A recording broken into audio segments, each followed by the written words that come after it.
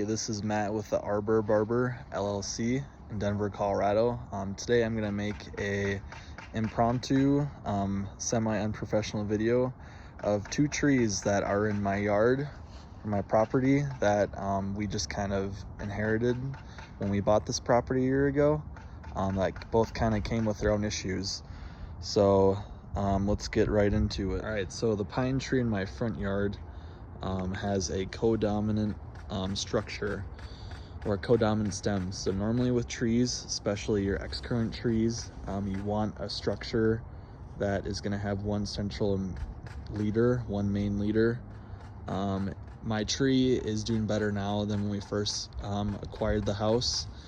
But when we first acquired it, basically this stem and this stem were the same length all the way up to the top of the tree, and you don't want that because right now with this codominant stem, as you can see, we have a bad branch union forming. This is a bad crotch, so basically you can already see a crack forming and ooze kind of coming out of it. And so basically this tree, as it will grow, that crotch will get worse and worse by the stems becoming wider and taller, and because of this bad branch union, they'll push against each other. Normally a good branch union will have this bark or inner wood, sorry, not bark, but inner wood that will kind of ripple against itself. Both my hands right now, but it'll tie itself together well, while this is already showing decay in the crotch. So basically, as these trees grow, the crotch on the left, or the stem on the left, will basically keep growing and basically pushing out, making the crotch wider, and eventually will fail that lead. So there still is time to do it. You can definitely, what you would want to do is called a reduction cut. You'd want to basically give the main leader the best chance at growing the most. So you'd want to make a reduction cut on the left lead, just to basically make it smaller or less likely to take lead. It will less likely grow. It won't grow as much and will be less likely to push against the main stem. But yeah, normally, just going back to this, other signs of this is that this is a very V-shaped crotch. You want more of a U shape. When you have the U shape, when it's wider, that will be a better indication you have a better developed branch bark ridge. But right now this has a very limited branch bark ridge. It's just two stems pushing against each other. All right, now off to my other tree. Second problematic tree on my property is this cherry tree. And so as you can see, the tree was planted in an area that does not have that much room to grow. This tree, when we acquired the house, was like a big bush. So the decurrent growth going on, which is typical for this tree. But with the not much room to grow, I pruned it. So basically, the tree was growing into the satellite, which honestly we just hope to get rid of soon, but it was growing the satellite and growing over a grill.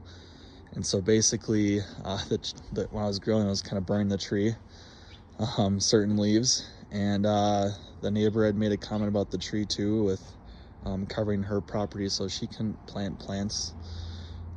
She would plant some and they would just end up dying because this tree was taking up too much of the sun. And so basically I pruned it, did a little crown reduction, and it basically got attacked by Japanese beetle over the summer. I'm guessing it also got attacked by Japanese beetle previous summers, but this is our first summer having it. And so basically, with me pruning and with the Japanese beetle eating the leaves of this cherry tree, the tree had an immense amount of leaf loss. The leaves are what help the tree photosynthesize, and so basically, in response to all that tree leaf loss, this tree developed shoots. Epicormic growth, as you can see, are suckers. And so basically, those are a response to the loss of leaves, and so they shoot up really quick, get to the top of the canopy to try to produce more leaves to photosynthesize as much as it needs. The tree needs energy to continue to grow and survive. And so this tree, I think, will continue to struggle just because of, with the tight area it's in, it needed to be pruned, but with the Japanese beetle attacking it, it struggled with photosynthesizing, so it created the shoots.